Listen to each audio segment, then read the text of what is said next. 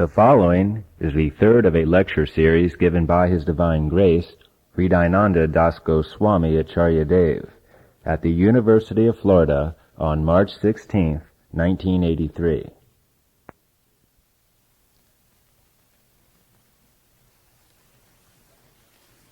The fact that if you can control or concentrate at least two of the senses in a particular object, then the mind will become fixed in that object.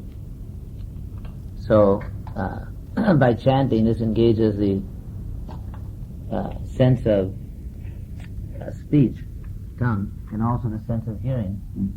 And by engaging two of the senses in this concentration or meditation, automatically the mind is fixed in meditation. And because this mantra that we are chanting, the sound is transcendental, it actually cleans the material dust off the mind. Just like if you're looking through a window, if the window is dusty, then you can't see what's on the other side. So in the same way, if the mind is dusty, or if your senses are dusty with material contamination, you can't actually see spiritual existence. So the whole process is to clean or to purify the mind and senses. And this can be done by sound, sound vibration. Just like if you come to a university, by hearing the sound of the professor, this is supposed to remove your ignorance about material things. If you hear a professor speak about psychology or sociology or biology or whatever, that sound is supposed to remove your material ignorance. So, similarly, by hearing this transcendental sound, it will remove our spiritual ignorance. So it's a very standard, common sense procedure. It's not hocus pocus. So, we invite you all to chant Hare Krishna, a very famous mantra. Even the Beatles chant Hare Krishna. So, by chanting Hare Krishna, which is non-sectarian, it will cleanse your mind, or if you simply hear it, and then you will become you will be able to understand philosophy better. Unless our mind is peaceful, and unless our mind is open, we can't seriously discuss philosophy. So this chanting will open your mind and clean your mind, and then you can it will increase your intelligence, your spiritual intelligence.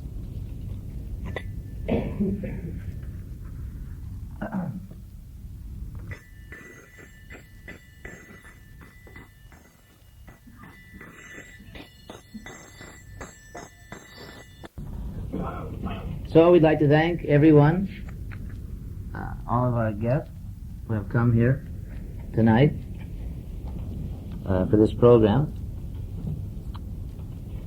The topic for tonight is sex. We just put that one word because we thought that was enough, because sex is such a prominent feature of modern life. So we thought people would get the message if we just put that one word. So,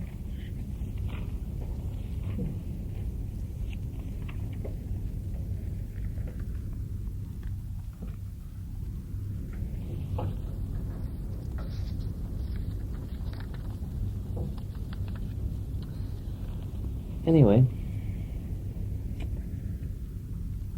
Om Jnana Timirandasya Jnanam Jana Salakaya Chakshurum Militam Jena Tasmai Sri Gurave Namah. I was born in the darkness of ignorance, but my eyes were opened by the torch of knowledge by the mercy of my spiritual master. Therefore I offer my respectful obeisances unto him. So unlike other topics or other issues, sex is of course something which is relevant to everyone, since practically everyone is male or female. The great majority of people are male or female. So Trilokaswar? That's enough. So, at a certain point in our physical development, we reach the stage of puberty, and the body goes through certain physical transformations, and at that time, our latent or dormant sex desire becomes very prominent. So, we have to take some attitude or some position towards sex, because certainly everyone in this world has experienced sex desire. And because this desire is so powerful, you are forced to deal with it. And there are many different ways to deal with sex desire, and as would be expected, they give different results. If you deal with it in one way, you'll have one type of life, and if you deal with it another way, you'll have another type of life.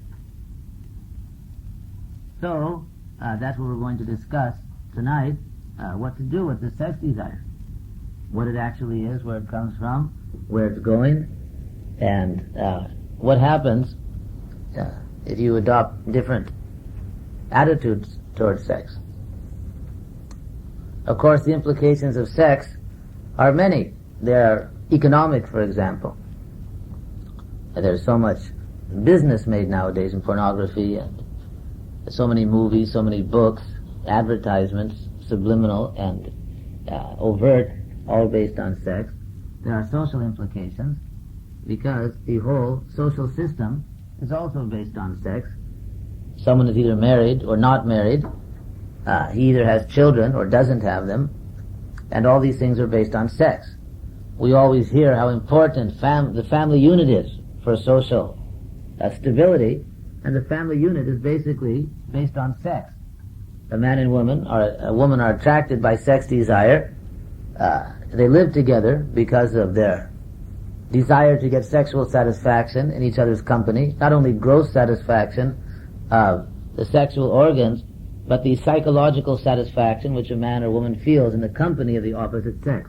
A man is happy if there are beautiful women present, giving him attention, and similarly, a woman is very happy if a nice, impressive man is giving her attention. So there are many types of psychological satisfaction which are also based on sex. Of course, there's a type of physical satisfaction. So because of these mental and physical needs which we find in most people, for a long time men and women have desired to live together. So when this is institutionalized in a formal arrangement, it's called family or marriage. And because they have sex, there are children. Of course, there are also many contraceptive devices, but still children are continuing to be born every day. So, when a man and woman make a permanent arrangement to live together, more often than not, they feel that the physical and psychological situation can be enhanced by the fruit of sex, which is a child. Having children, of course, also is based on many different psychological needs, and so on. But, anyway, children are born, which is the result of sex. Then, the children grow up, and then the parents make an arrangement for the child's sex life. They train him in his social behavior, and try to see that he or she is married properly, so that he or she can also have an adequate sex life. So there are many social implications to sex. There are many even political implications. Generally people vote for a handsome presidential candidate. They're not supposed to be very ugly. They're supposed to be at least reasonably good looking and have an attractive wife, and so on and so forth. So there are also many people, let's say, exercise or gain upward mobility politically, socially, and economically by sexual manipulation, either selling their bodies to others or attracting other people's bodies.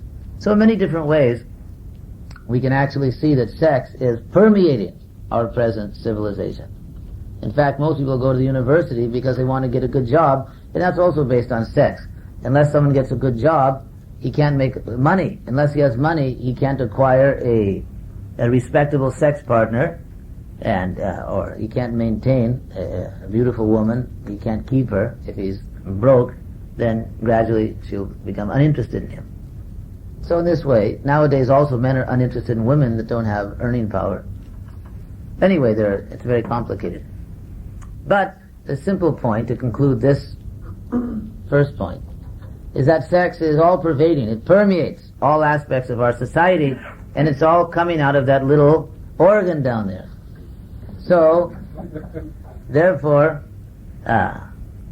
we should try seriously to understand where is it all coming from and what is all that beeping down there, so we can try to figure out what to do about it. Should I just give in completely and just go wherever my sex organs lead me? If I feel physically or bodily attracted to a particular woman, should I simply establish a relationship and then break the relationship as soon as my sex desire is satiated, or there's no more sex desire? Or should I control it? To what extent should I control it? What about homosexuality? So as you can see, based on what type of decision you make, you're going to have a particular lifestyle.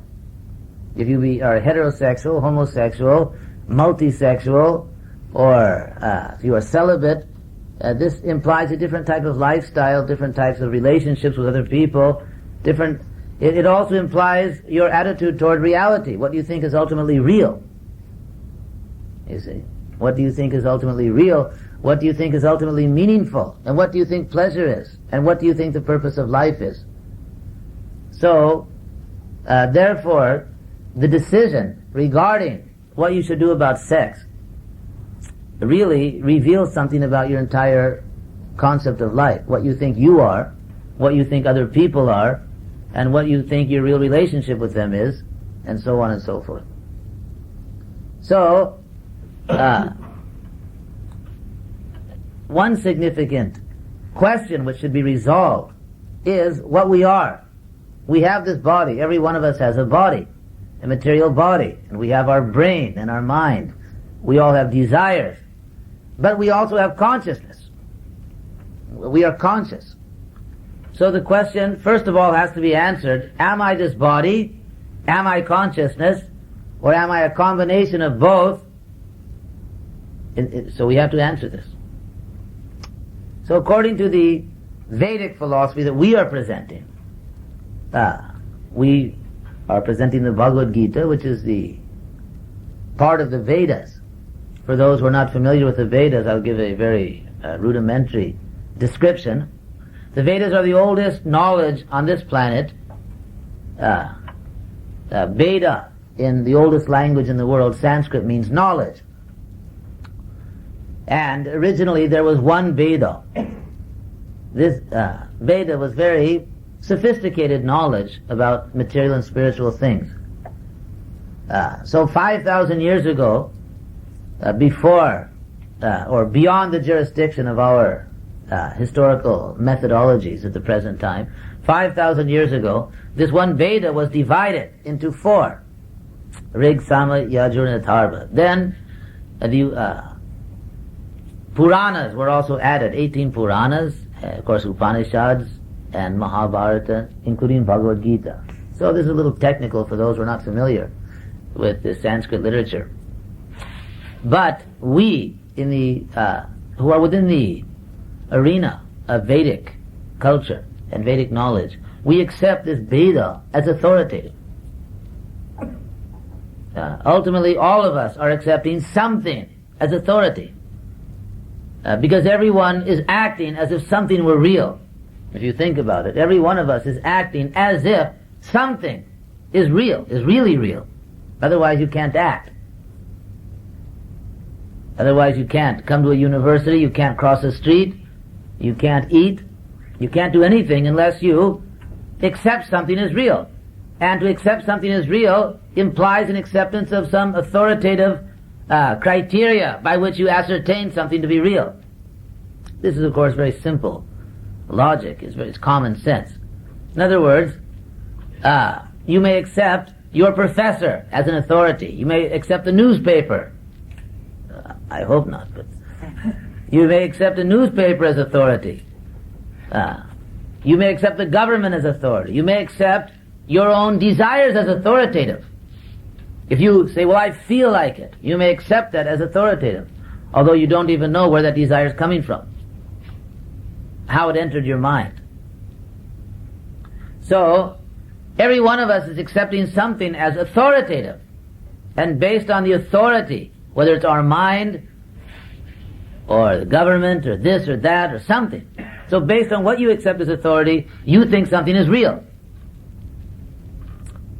So we accept Veda as authority. It's very simple. It's not that we believe and others don't believe. It's not that we're committed and others aren't committed. It's just a question of what you're committed to. There's no human being that can say he's not committed. It's just what you're committed to.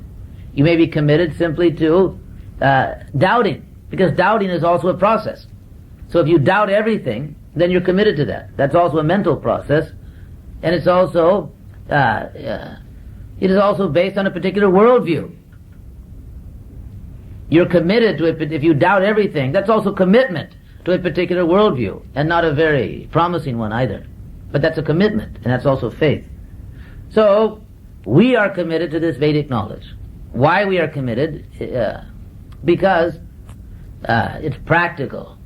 Those who are studying this knowledge, experimenting with it, applying it, and then seeing the result of that application, systematically evaluating the result of applying this knowledge, they're satisfied that it is authoritative and practical, and it does give knowledge about not only the material world, but more importantly, consciousness itself.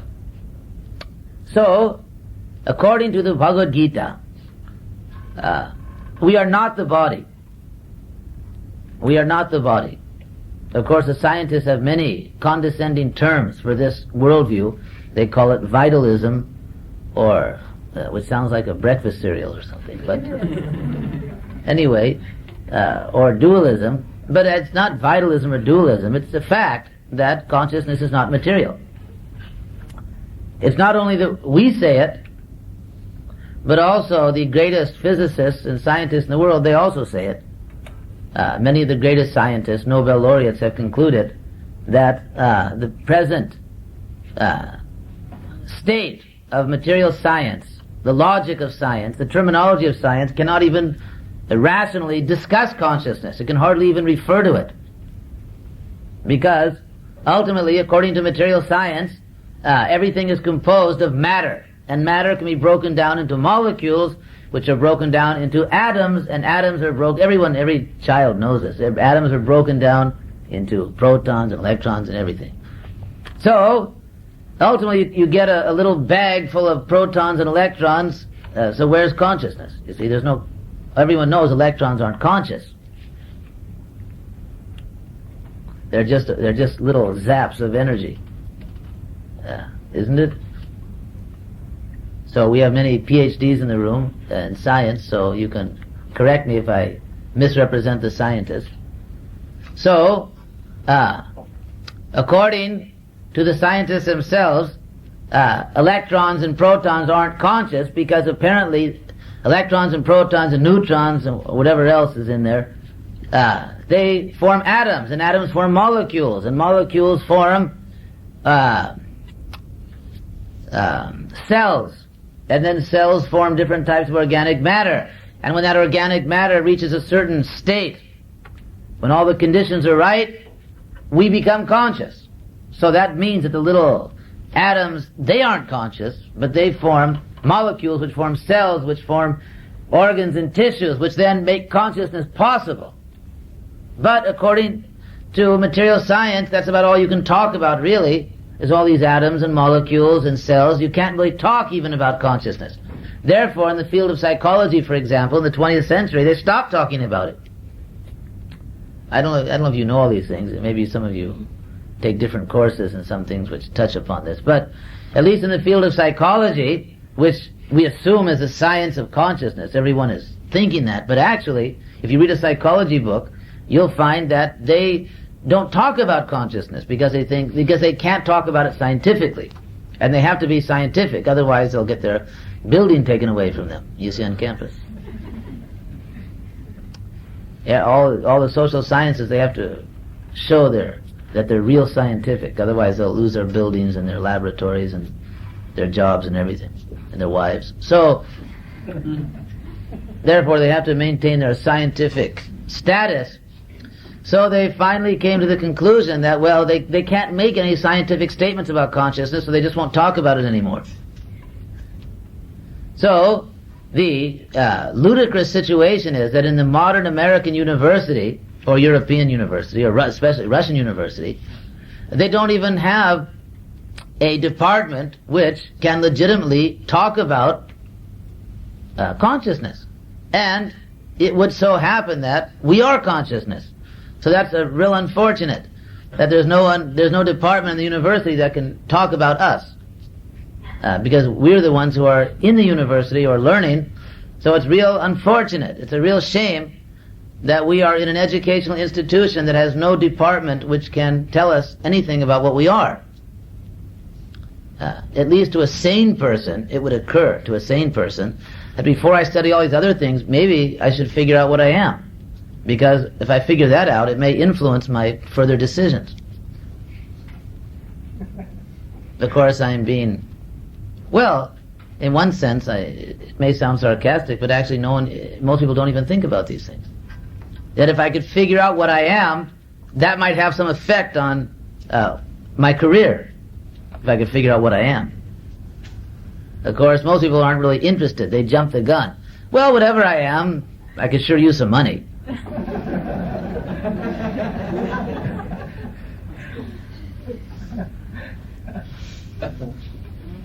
So, this mentality, which is of course very prevalent nowadays, it's very prevalent, is symptomatic of animal life. This is actually animal life, and unfortunately, this modern culture, mechanistic culture, industrial culture, technological culture, whatever else it is, materialistic culture, is making people animals. Unfortunately. The main difference between a man and an animal is that man is rational, or women also. Men and women are the rational animals. So that rationality is meant to learn about our ultimate identity. The animals are conscious, but they are not sufficiently consciousness to engage in self-realization. You may notice that only human beings attended this meeting. There may be some cockroaches, but they didn't come for the meeting. They just live here. Although there may be many dogs on campus or birds flying around in the trees, but none of them were attracted by our little advertisement, you see. So actually human life is meant for self-realization, and animal life is just meant for four things: eating, and all the rituals and activities and methods which are used to eat. Just like a cheetah runs very fast, but ultimately he's just trying to get a meal. So there are many functions, but they're all associated with eating. So there's eating, and then there's sleeping, and then defending or fighting, and mating, sex. These are the four animal. You'll find these things among insects, among fish, among birds, among beasts, and among human beings. But the exclusive function of a human being is self-realization. Not just to watch television, because dogs also watch television. And even technology is not the exclusive function of human beings, because the animals have technology, like birds can fly. If you want to compare technology, go up to the top of this building with a bird, and then both of you jump and see who actually is technologically advanced. You see? So, even animals, of course, they have many types of technology. They do many complicated things. Like everyone knows how bees have a sophisticated engineering activities. How they build a big beehive and everything's very organized. They have many different sociologists, and they probably even have psychiatrists. Some bee just gets burnt out from making honey. He probably lies down somewhere in the beehive. And they probably have a psychiatrist bee. Yeah, they have these types of things also.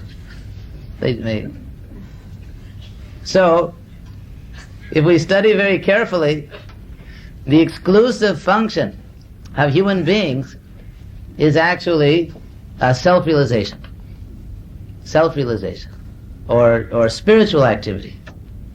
We don't find among animals or insects or birds religion. We don't find religion. Or we don't find self-realization or spiritual life. Of course, religion nowadays is not rationally defined.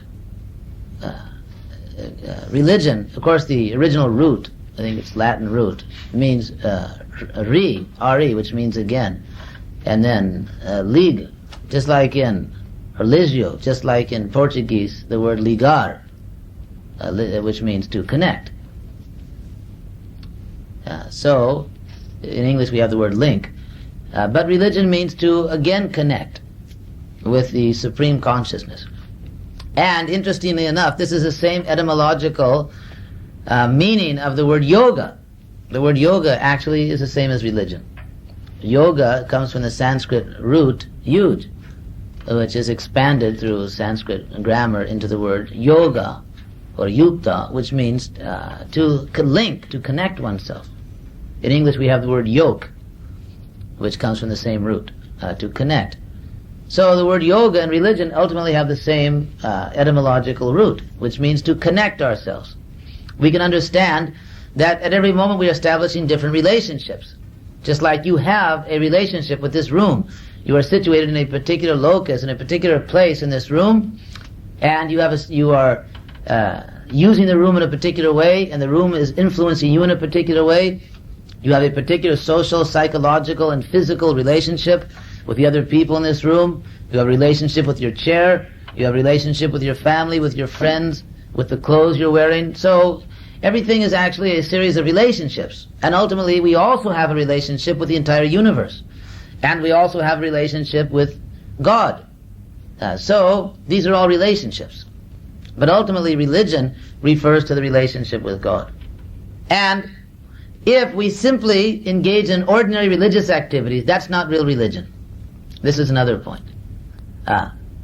If we simply try to exploit spirituality to pray to God, go into a church or temple or mosque and pray for material benefits, just like people practice yoga for material benefits because they're overweight, so they think they'll lose weight, or they think they'll become very powerful or very famous or something, or they'll meet a nice little lady yogi with leotards on or something. So in this way, this is not really what we mean by religion. When we say the word religion, we're not referring to the ordinary things that people do in temples, churches, and mosques, because that is a material motive. It's not really a transcendental activity. Even the desire for personal salvation is not actually a liberated activity. Because if you are trying to use religion to get salvation, then that's not transcendental. That's also material. Because it's a concept of saving your own neck. And that's not really a liberated concept. People who are liberated don't try to get saved because they are liberated.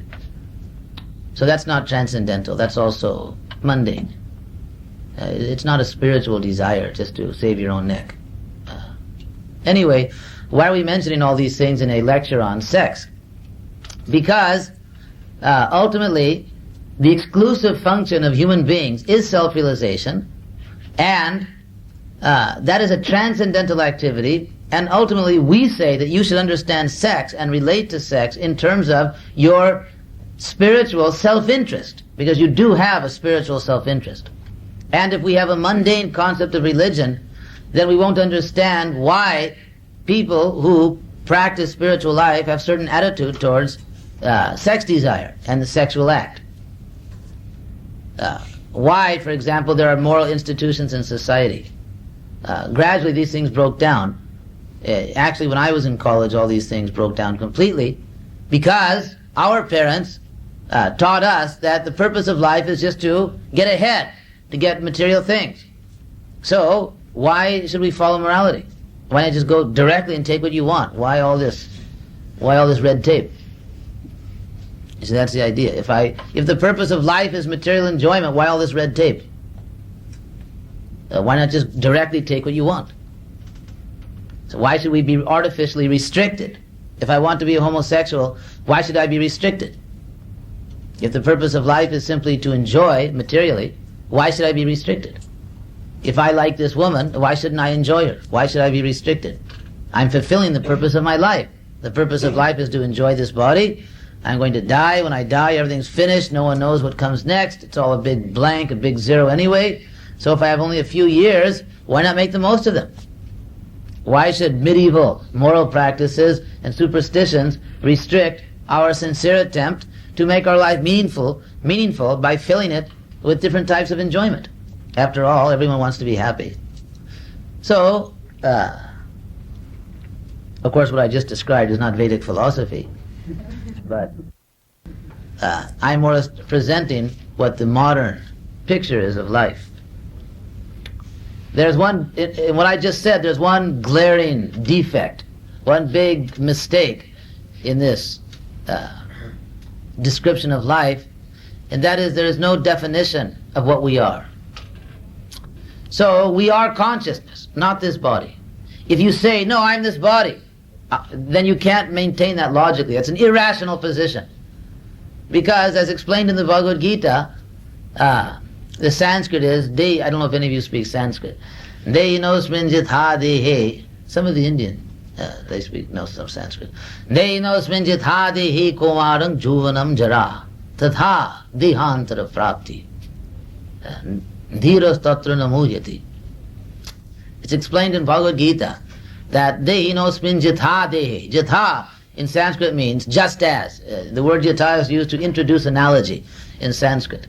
So, just as asmin dehi, in this body, in this present body, asmin dehi, dehi no asmin jitha dehi kumarang jovanam jara. Just as we have experienced childhood, all of us were Kumara. Kumara means young boy or young girl, Kumari. So, all of us were little children. We were first born, and we were running around and playing and digging with our little shovels in the flower bed or whatever, playing with our toys. Then we were dragged to school. We had to go to school. Then, Jovana, we became gradually adolescents.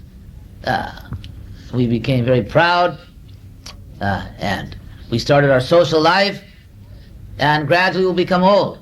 So it is a scientific fact that every 7 years you change your body. You are what you eat. You're eating every day, so what's happening? You're replacing all the cells in your body, your hair grows, your nails grow. In 7 years' time, you replace the elements of your body. So that you are what you eat. You're eating every day, so what's happening? You're replacing all the cells in your body, your hair grows, your nails grow. In 7 years' time, you replace the elements of your body. So that means, for example, if you're 21 years old, you've had 3 bodies already. You reincarnated 3 times. So you may say, do we believe in reincarnation? There's no question of belief. It's a fact. It's taking place every moment. Every time you eat, you are reincarnating. Carn, it's like in the Latin language, is carne, meat or flesh. Carne means flesh. So reincarnation means refleshing yourself. So, if you eat, if you're one of the vast majority of people that eat, then you reincarnate. You see, then you're reincarnated. So it's not a question of whether or not you believe in it, because anyone that eats is reincarnating. He's producing new flesh and changing his body. If, for example, if we take all of you in this room, we bring out all your old baby pictures. See, when we were all chubby, cute little babies. Now, who could match up all the baby pictures with all the people? You couldn't even figure out who was a boy, who was a girl. We had our diapers on. So, in that way, obviously our body's changed. You can't say it's the same body. You can't point to a single cell which is still there. Your skin has changed, the flesh has changed, the nails are different, the hair is different, the teeth are different, everything's different. So you reincarnated. So there's no question of whether or not there's reincarnation. This is a ludicrous proposition, obviously, because you've all experienced it.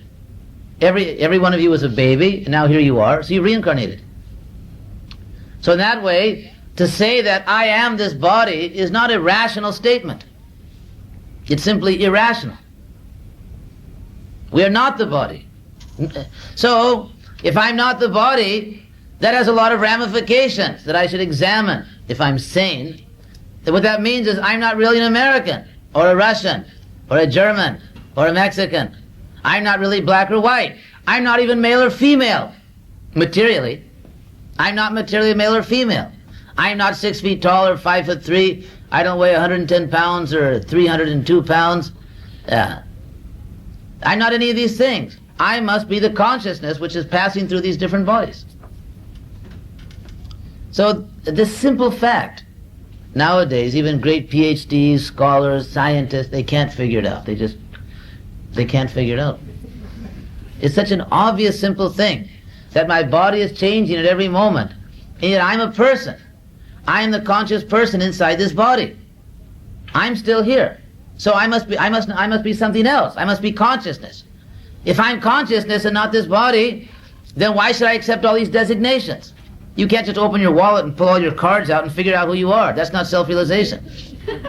Just, let the accordion fall down. All of your identification, that's not really what we are. Hair, anyway, you can completely change your appearance. So, what are we? This simple question, what am I? Most people don't even want to know, they couldn't care less. So the society we live in is more or less nuts. I mean, can you imagine living in a society where people they're not even interested in what they are. They just don't really care. That's not relevant. What I am is not relevant. So this is a pretty crazy situation. But that is the situation. That is definitely the situation. And all these movements, such as the capitalist movement, the communist movement, the socialist movement, the black movement, the white movement, this movement, that movement, the male chauvinist movement, the female liberation movement, all these different movements are all based on this ignorance. They're all movements led by people who never took the time to ask, what am I, really? Underneath all this material, underneath all these cells and atoms and electrons and protons, what am I? What am I? They never took the time to ask this. Fools rush in where angels fear to tread. So, in our society, we take the time to ask, and we also take the trouble to answer.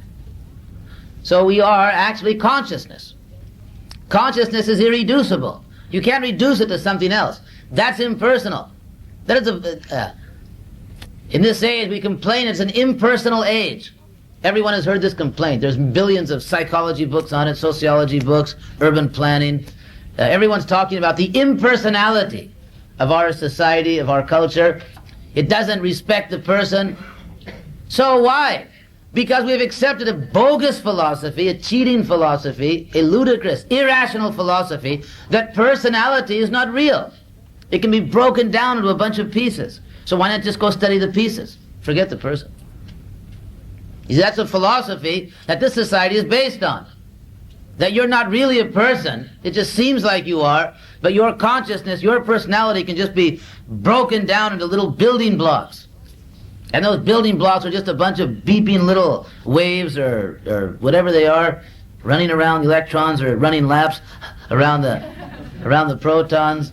And then the protons are shaking hands with other protons and they make molecules. And then sometimes they get pulled apart. Well, I'll see you later. And then I got to go combine with that carbon atom, so I'll see you later. That carbon molecule. So anyway, because that's what we've been taught. Everyone has taken his chemistry course, his science course. Evolution is it. So we've been taught that we're not really persons. Now, where do you think all this impersonalism is coming from in our society? You're not really a person. You see, your personality, your consciousness can be broken down into little pieces, and those pieces are unconscious and impersonal and mechanical. So ultimately, you're not a person. Ultimately, you're not conscious. You weren't conscious before. Before you were born, you weren't conscious. When you die, you're not going to be conscious. And even now, if you think you're conscious, That's just the genes, It's just your genes are just doing something that makes you think you're conscious. You're really not a person. You're just a bunch of beeping atoms running laps around each other. So, have a good time. That's it. That's life. That's what it's all about. Sorry. So this is a bunch of hogwash, and it's going on right here in Hogtown. As you may know, this city, Gainesville, was formerly called Hogtown, but anyway, that is hogwash. So any sane person wouldn't accept such a ludicrous attempt to explain reality. That's obviously not true. That's a ridiculous explanation. It doesn't explain anything, because it's an explanation of reality in which all the key terms which are used for definition, explication, and analysis don't even mention the most immediate reality of everyone's existence, which is consciousness. The only thing you really know, obviously, is that you're conscious. And how can you accept a worldview, a science, a terminology which can't even refer to that? Which can't even refer to the thing which you know is most real, which is that you're conscious. And yet everyone accepts a science, a worldview, a terminology which can't even refer to that, and much less explain it. So it's a completely idiotic situation. The scientists are like dogs chasing their tails. They'll never figure it out. So here's the real knowledge, that we are consciousness, and that consciousness is irreducible. It cannot be broken down. You can't break down consciousness into something else. Have you ever seen one broken down? Have you ever seen pieces of consciousness? Can you put some blocks together and make consciousness? That was the theory of the Nobel laureate Dr. Frankenstein. You see?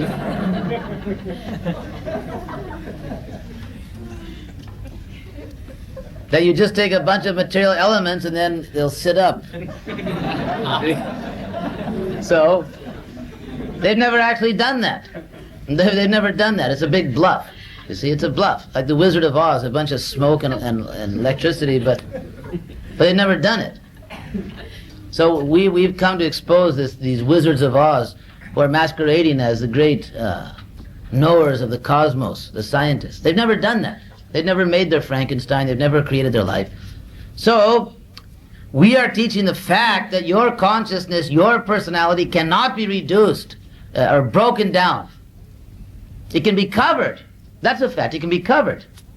Just like I can cover this microphone, or I can cover the light. The light still exists, but it's covered. It's one thing to be unmanifest. It's another thing to not exist or broken down. So consciousness cannot be broken into pieces. It is specifically said in the Bhagavad Gita, achedyo. Do you understand? Achedyoya. It cannot be broken into pieces. Therefore your personality cannot be broken down. And therefore it's different from this body. So if you understand that, then you've got to go back to the original point. What should I do about sex? What if I feel a sex desire in my body, is it correct existentially for me to say that's what I want? Is that actually my desire? Is it the body's desire? Am I perceiving the desire of this body, or is that actually my desire? Is consciousness itself desiring that, or has that desire entered the consciousness? Just like, for example, you may smell water, which smells bad. Maybe some smelly thing in the water. So that's not the aroma of water. That is a foreign element which has entered the water. Just like polluted air. It has a certain color, a certain smell, but that's not oxygen and hydrogen. That's some foreign element. So just as water and air can become polluted, consciousness can become polluted, because consciousness is a medium, but it is a spiritual medium. It is a spiritual substance. And like any substance, it can mix with other things, although it doesn't lose its own integral identity. Just like, for example, polluted water can again be returned to its original state. You simply have to identify the foreign element and extract it, and then you get pure water again. It's a very simple thing. Anyone knows this. In chemistry, you can mix things, and then there's another process for separating them, isn't it? Yeah, I'm asking some of our chemists. So, in the same way, consciousness is a substance. It is an element. It is a medium. But it is spiritual. It is transcendental. It is not material. But it has that same property that it can be mixed with something else. and again you can extract the pure consciousness. So that's what religion is. When we say religion, we don't mean we're going to make everyone a Hindu or a Buddhist or a Jew or a Muslim or a Christian, because those are just names. We're not trying to make anyone anything. We are simply trying to teach the process of extracting that pure element consciousness, or removing all of the foreign elements which are polluting it. Now, consciousness is a spiritual element. Or if you don't understand what spiritual means, you can just say non-material. Consciousness is a non-material element, and this body is material. So those desires in this body, how can they be original aspects of consciousness when they come from a completely different nature? If you say nature or natural, you have to talk about which nature. Otherwise, it's not a scientific statement. It is not a clear statement. It is muddled thinking. If you just say, well, that's natural, but which nature are you talking about? Which nature? Spiritual nature or material nature? So, you have to understand the properties and the characteristics of spiritual nature. Then you can identify what are my desires. And if you do, you'll find it is not the real desire of consciousness itself simply to try to exploit this body, because there are higher forms of pleasure. We may think in our culture sex may be the highest pleasure, which doesn't say much for our culture, does it? Ultimately, in any movie, the big scene is either when the car goes over the cliff, or when he finally gets the girl, or something like that happens, you see. These are the best things that we can think of. Watching someone else go 3,000 feet over a cliff, and his car bursts into a fiery ball, which is one of the really neat things that we can think of. Or another really great thing is to just imitate the love bugs and the pigs and the dogs and have sex.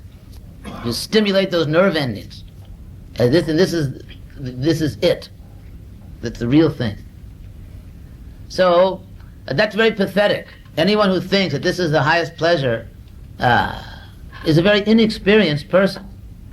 Sometimes people who are very fond of sex think that those who aren't fond of it are hopelessly inexperienced. Poor fools. They don't know what they're missing.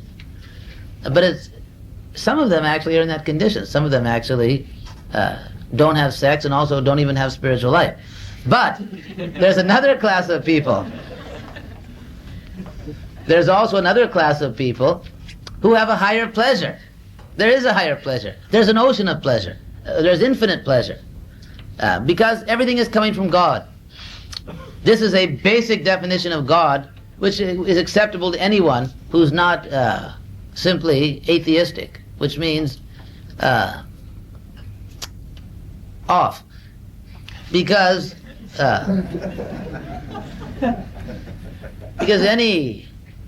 any sincere person can immediately experience God, and billions of people are doing it. I mean, there are actually millions and hundreds of billions of people all over the earth, in Asia and Africa and America, who every day are experiencing God through different rituals and different prayers and so on and so forth. They're maybe more or less advanced, but billions of people know that God exists and they experience it. And that's obviously where everything comes from. So even in Vedanta, which is the most sophisticated Vedic text, the very first mantra is Athato Brahma Jigyasa, then Janmadyasya Jataha. The absolute truth is that from which everything is coming. So that absolute truth is further described in Vedanta as Anandamayo Bhyasat. It is Anandamaya. It is pleasure itself. The nature of the absolute truth is pleasure. The nature of God is enjoyment. God isn't simply just like a dry old judge who just sits there throwing people into lakes of fire. Or those who get saved, he saves them, and they get to sit by his side, and some of them play trumpets, some of them merely hover and beat their wings. You see? I mean, there's really more going on than that in the kingdom of God.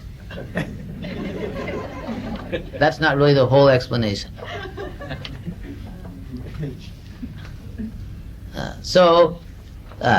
Actually, God is the reservoir of all pleasure. If everything comes from God, pleasure comes from God. Even sex pleasure comes from God. Obviously, God created sex pleasure. But because God is infinite, somewhere there is infinite pleasure. Somewhere there is infinite pleasure. The sex pleasure, it seems very nice, but it has many drawbacks. There are many drawbacks. One drawback is that it's temporary. There's a big preparation. Just like you first meet someone, and then you're attracted, then you're more attracted, then you're very attracted, then there are so many social rituals that you have to, come by and honk your horn, and the person runs, and then you have to drive around, and then you have to say certain things and glance in certain ways, and you have to... Anyway, it's a big, long, drawn-out ritual. It goes on and on and on and on. And then finally, you get this little super beep, you get this, and then in a matter of a few seconds, it's over. Then you got to figure out what to do next. Now, what do I do with this person? See, what do I do with her? What do I do with him? You see, then you have to figure out whether... So it's not really... it's really overrated. It's tremendously overrated. It's just a few seconds of pleasure, and there's so many social rituals, you have to spend so much money, there's so many psychological aspects of it. I mean, the psychology of it is unlimited. And you've got it's a long, drawn-out, ridiculous thing for a few seconds of pleasure. And there's only a few, and then there's so much frustration, there's so much fear, there's loss sometimes, there's so many crimes of passion. Sometimes you may go out with the wrong person. You didn't know that actually she had a 23-year-old relationship with Bruno, and then suddenly Bruno shows up and smashes you into a pulp, kills you.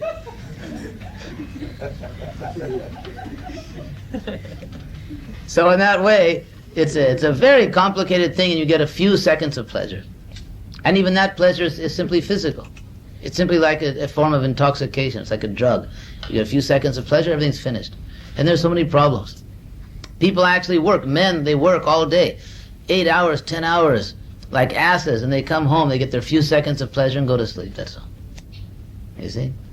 They work all day like asses, day after day, hour after hour, working like asses. They come home at night, maybe they get a few seconds of pleasure. Sometimes they don't get it, and they go to sleep. That's it. So it's not a very intelligent arrangement. And another point is that we are agitated by this society. We know that sex desire is something which can be aroused. Otherwise, there wouldn't be a big perfume industry, and there wouldn't be women wouldn't dress themselves in a certain way, and men wouldn't dress themselves in a certain way, and there wouldn't be certain kinds of music, because sex is obviously something which has to be aroused. And if someone can't be aroused, they go to a psychiatrist. Why aren't I aroused? Or why can't I arouse other people? Is it that I need a new breath mint? So, sex is definitely something which can be aroused or which can be sublimated. So, we should live in a society which does not unnecessarily stimulate that desire. Because it's a desire which cannot be satisfied. Just like if you eat, then you'll get hungry again. You can't stop sex desire. You can't satisfy it. Because if you have sex, then again you'll desire it. And you'll always be frustrated. And also, you'll always have an exploitative mentality toward other people. You'll meet someone and you'll wonder, is this a good sex partner? In other words, is this person's body good for me? Will I get something out of this person's body? Can I exploit this person? Does this person want to be exploited? Or what does this person want from me? Is it a good deal? How much do they want from me? How much do they want physically? How much do they want? How much money do they want? How much do they want psychologically from me? How much am I going to get? What's it going to... You see? It's a business mentality. Every time you meet someone, you have to size them up and figure out if it's a good deal or not. How much prestige will I get out of it? How much pleasure will I get? What are the implications? What do they want from me? You see? So, the more we have sex desire, the more your mentality toward everyone you meet is simply exploitative. It's also a very limiting consciousness, because it tends to make us sectarian. Us and them. It also develops this mentality. So, sex desire should be satisfied, just like we eat or we sleep. So those who have sex desire, they can marry, they can have regulated sex life, but in the yoga system it should be minimized. Not artificially repressed, but minimized. You should not live in a society which is constantly stimulating this desire, because it's something you can't satisfy. No matter how many times you have sex, you want more and more and more. You can't, it's not that it'll go away. It's like a burning fire. So, we should live in a society which doesn't unnecessarily arouse us. Why have a society where everyone's walking around this just so hyped up and so agitated, thinking everyone's in an exploitative mentality? Well, look at, I've even been sometimes with ordinary people. Last year we were looking for a house in Gainesville. I was with a real estate man. I was even dressed like this. I was obviously dressed like a cult member.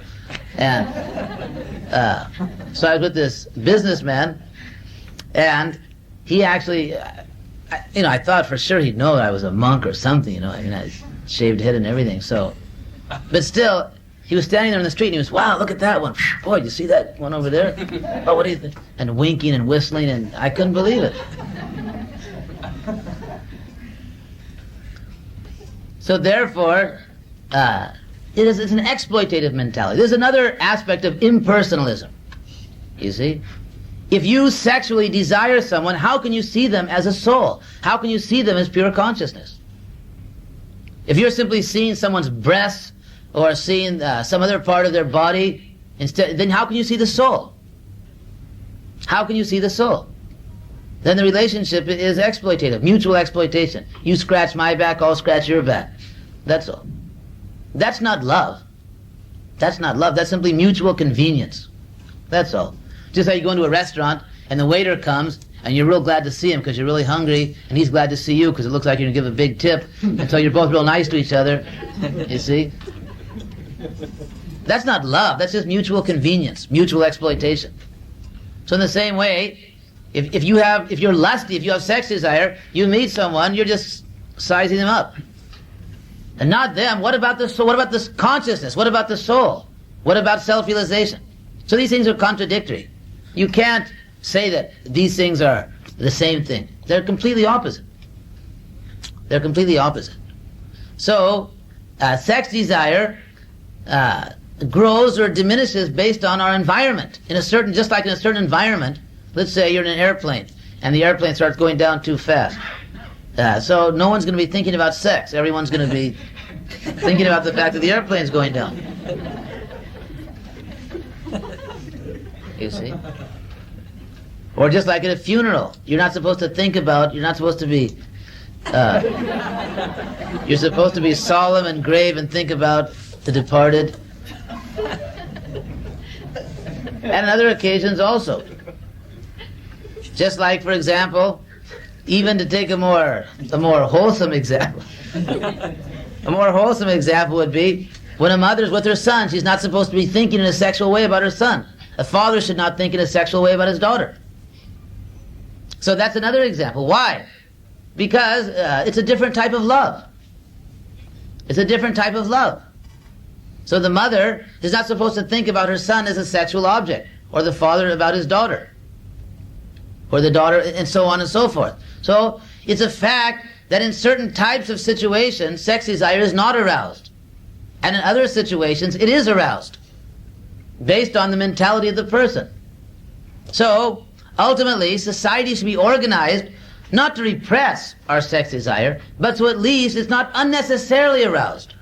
Because as soon as it is aroused, it turns people into mutual exploiters. It takes people away from self-realization. If I'm feeling very lusty, and some woman walks in the room, I'm not going to think about this woman's self-realization or how she can understand God. I'm just going to be thinking something else. So therefore, in society, sex desire should be minimized so that people are not prone to exploit each other, or to see each other materially, or to see themselves materially. If you're feeling great sex desire, you're going to think about your body. You're simply going to think, am I good looking? How do I look? What do they think? Do they like the way I look? Maybe I should turn my head the other way. Maybe I didn't dress properly. You see? You're thinking about the body. That's not self-realization. If you actually want to be self-realized, if you want to understand the soul, you can't walk around just thinking about, how your face looks. Because what is it? It's just a bunch of skin. It's a skull, some flesh, a nose filled with mucus. That's all it is. And a mouth, you can, pull your lips back and see those ugly gums.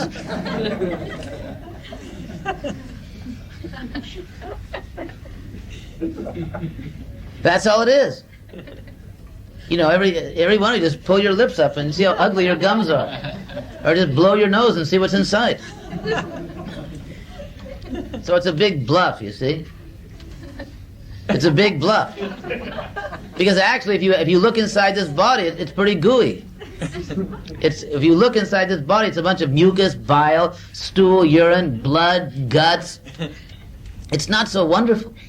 But it's just wrapped over with wrapped skin on top of it, and then it's everyone just wants to touch it. You see? It's all mental. It's just all mental. Just like a man wants to touch a woman's skin. If he can touch the woman's skin, he just gets an electric shock. But she can just go out in the sun, peel a little bit, take off a good, nice piece of skin. Here you go.